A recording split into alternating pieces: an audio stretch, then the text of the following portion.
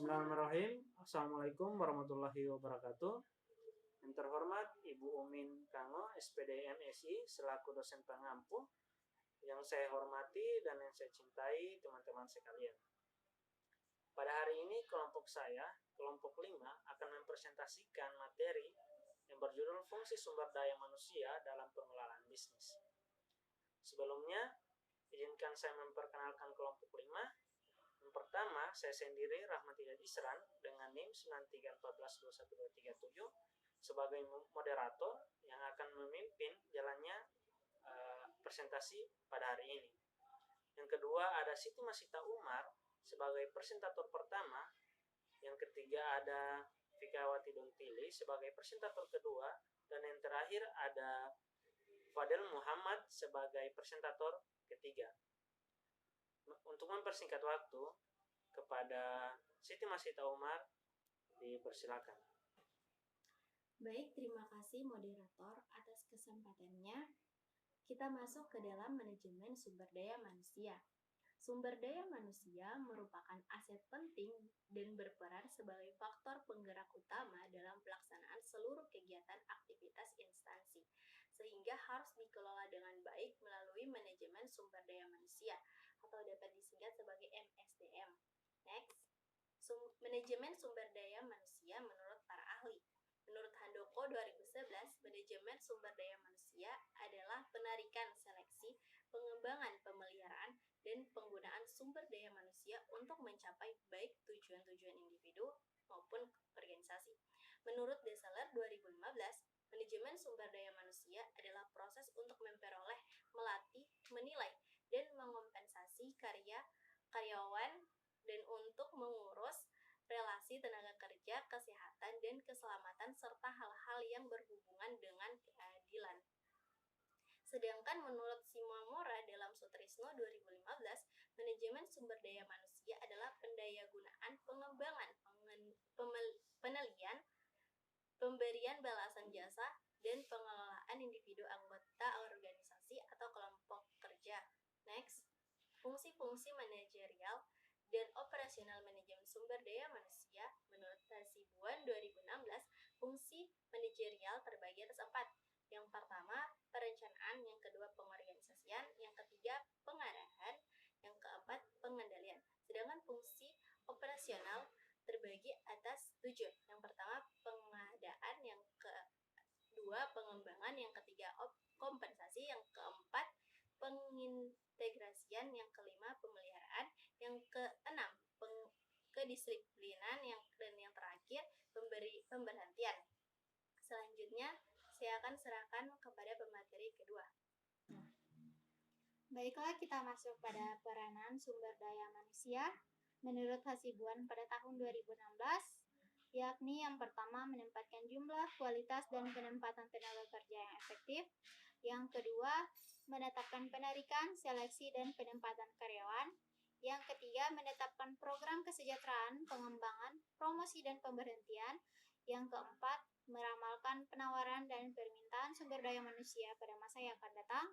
Yang kelima, memperkirakan keadaan perekonomian pada umumnya dan perkembangan perusahaan. Yang keenam, memonitor dengan cermat undang-undang perburuhan dan kebijakan pemberian balas jasa. Yang ketujuh, memonitor kemajuan teknik dan perkembangan serikat prakerja. Yang kedelapan, melaksanakan pendidikan, pelatihan, dan penilaian kinerja karyawan. Yang kesembilan, mengatur mutasi karyawan baik vertikal maupun horizontal. Dan yang ke-10, mengatur pensiun, pemberhentian, dan pesangonan. Selanjutnya, penilaian prestasi kerja karyawan. Yang pertama, pengertian prestasi kerja. Secara umum, prestasi kerja adalah hasil kerja seorang karyawan selama periode tertentu dibandingkan dengan berbagai kemungkinan, misalnya standar, targetnya atau sasaran atau kriteria yang telah ditentukan terlebih dahulu dan disepakati bersama. Adapun pengertian penilaian prestasi kerja, yang pertama menurut Handoko pada tahun 2011, menyatakan bahwa penilaian prestasi kerja adalah proses melalui organisasi-organisasi mengevaluasi atau menilai prestasi kerja karyawan. Yang kedua ada Sunyoto pada tahun 2015, yakni menjelaskan penilaian prestasi kerja atau performance appraisal adalah proses melalui mana organisasi-organisasi mengevaluasi atau menilai prestasi kerja karyawan. Baiklah, berikutnya akan dilanjutkan oleh pemateri 3.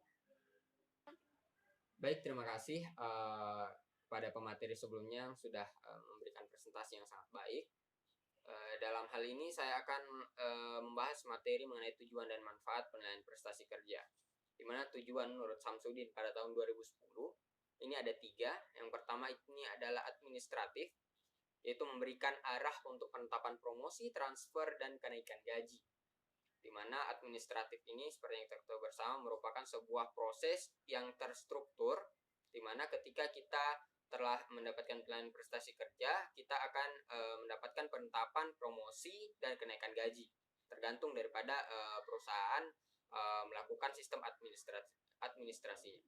Yang kedua ini ada informatif, yaitu memberikan data kepada manajemen tentang prestasi kerja bawahan dan memberikan kepada data tersebut kepada individu tentang kelebihan dan kekurangannya. Jadi dengan adanya penilaian prestasi kerja, kita akan mendapatkan informasi mengenai kelebihan dan kekurangan daripada kinerja kita ketika kita berada dalam satu perusahaan. Yang ketiga ini adalah motivasi, yaitu menciptakan pengalaman belajar yang memotivasi staf untuk mengembangkan diri dan meningkatkan prestasi kerja mereka. Jadi ketika kita telah mendapatkan penilaian mengenai prestasi kerja kita dalam sebuah perusahaan, tentunya kita akan termotivasi untuk dapat mengupgrade kinerja kita, seperti mungkin ada karyawan-karyawan yang memiliki penilaian kerja atau prestasi kerja yang lebih daripada prestasi yang kita miliki. Selanjutnya kita akan masuk kepada manfaat penilaian prestasi kerja. Menurut Sadar Mayanti pada tahun 2010, yang pertama ini adalah meningkatkan prestasi kerja. Seperti yang sudah dibahas pada materi sebelumnya, ketika kita mendapatkan penilaian prestasi kerja, ini kita tentunya akan termotivasi untuk meningkatkan atau mengupgrade prestasi kerja kita daripada yang sudah kita kerjakan pada penilaian sebelumnya atau kinerja yang ada sebelumnya. Selanjutnya, dengan adanya penilaian ini, baik pimpinan maupun karyawan akan memperoleh umpan balik atau feedback dan mereka dapat memperbaiki pekerjaan atau prestasinya sesuai dengan apa yang sudah saya jelaskan di atas juga, yaitu meningkatkan prestasi kerja. Ketika kita ada kesalahan yang sudah kita buat pada penilaian sebelumnya atau pekerjaan kita sebelumnya, kita dituntut untuk tidak jatuh ke lubang yang sama, atau kita dapat memperbaiki pekerjaan dan prestasi yang akan kita kejar pada periode berikutnya. Yang ketiga ini adalah memberikan kesempatan kerja yang adil. Jadi setiap karyawan itu diberikan kesempatan kerja yang sama dari perusahaan agar dapat memberikan performa atau prestasi kepada perusahaan tersebut. Dan ini dilakukan tentunya secara adil menurut tupoksi pekerjaan mereka masing-masing. Selanjutnya adalah penilaian yang akurat dapat menjamin karyawan memperoleh kesempatan menempati pekerjaan yang sesuai kemampuannya. Dari kalimat ini kita bisa menarik kesimpulan bahwa ketika karyawan tersebut berkinerja bagus dalam sebuah periode, tentu di periode selanjutnya dia akan mendapatkan posisi mungkin yang lebih nyaman untuk dia atau yang lebih sesuai untuk dia, dengan tentunya memiliki benefit yang dapat memicu kinerja akan menjadi lebih baik lagi. Selanjutnya adalah kebutuhan pelatihan dan pengembangan. Jadi kebutuhan dan pelatihan pengembangan ini dilakukan ketika penilaian prestasi kerja mereka mungkin ada yang menurun atau ada yang tidak sesuai dengan tupoksi mereka, jadi akan diberikan pelatihan dan pengembangan. Jadi dari melalui penilaian kinerja terdeteksi karyawan yang memiliki kemampuan rendah hingga memungkinkan karyawan tersebut akan diikutkan program pelatihan untuk meningkatkan kemampuan mereka. Selanjutnya ada penyesuaian kompensasi melalui penilaian. Jadi pimpinan dapat mengambil keputusan dan menentukan pemberian kompensasi dan sebagainya. Jadi kinerja kita selama dalam penilaian prestasi kerja tentunya akan dilihat oleh manajer atau pimpinan. Jadi jika kita dapat memberikan kontribusi yang baik kepada perusahaan, tentunya manajer atau pimpinan kita akan memberikan bonus atau kenaikan gaji yang sesuai dengan kinerja kita yang pantas yang diberikan kepada perusahaan. Dan yang terakhir adalah keputusan dan promosi demosi. Sama halnya dengan yang saya sudah jelaskan di atas, ketika kita mendapatkan penilaian dan prestasi kerja, tentu kita akan mendapatkan promosi. Dan ketika kita menurun prestasi kerjanya, jangan sampai kita mendapatkan demosi. Selanjutnya kita masuk kepada metode penilaian prestasi kerja karyawan. sini ada 5 jenis. Yang pertama adalah rating scale, di mana kita akan di rating kinerjanya dari mungkin rating A, B, C sampai E, atau mungkin ada perusahaan yang mengambil rating persen, 100% sampai dengan berapa persen.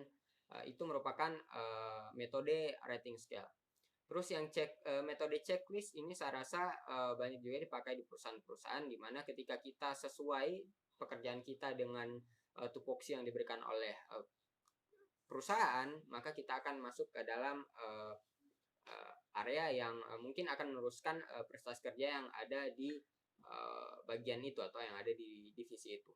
Yang ketiga adalah field review method, di mana metode ini menilai kinerja karyawan daripada seberapa besar dia tidak melakukan kesalahan atau keberhasilan dia atau prestasi kerja dia dalam melakukan pekerjaan yang sesuai dengan divisinya atau yang sudah diberikan oleh perusahaannya.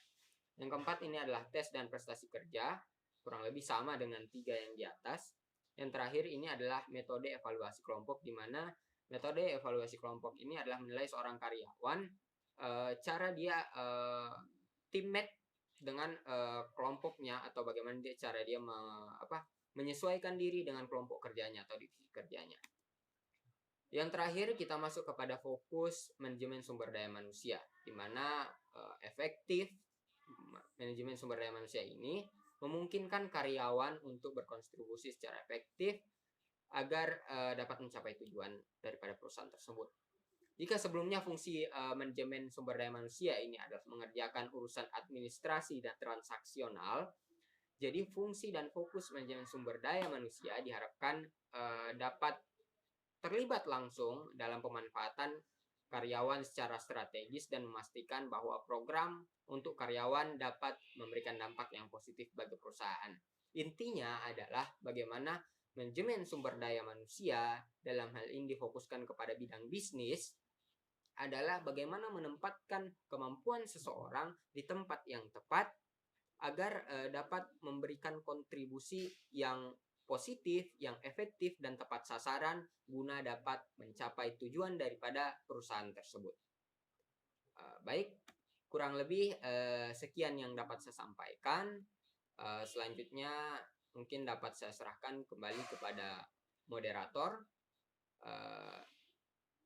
Sekian dari saya untuk fungsi sumber daya manusia dalam pengelolaan bisnis. Saya serahkan kembali kepada moderator. Baik, terima kasih saya ucapkan kepada pemateri yang sudah menjelaskan. Jadi kesimpulan materi pada hari ini yaitu sumber daya manusia dalam bidang bisnis merupakan hal yang sangat penting. Karena kenapa? Karena penempatan kerja karyawan tentunya diatur dalam manajemen sumber daya manusia. Oleh karena itu, dengan adanya manajemen sumber daya manusia akan sangat membantu bisnis perusahaan agar dapat mendapatkan performa kinerja yang optimal demi tujuan perusahaan yang secara efektif akan dapat tercapai. Demikian, itulah presentasi dari kelompok kami, kelompok 5. Mohon maaf bila ada banyak salah kata. Wassalamualaikum warahmatullahi wabarakatuh.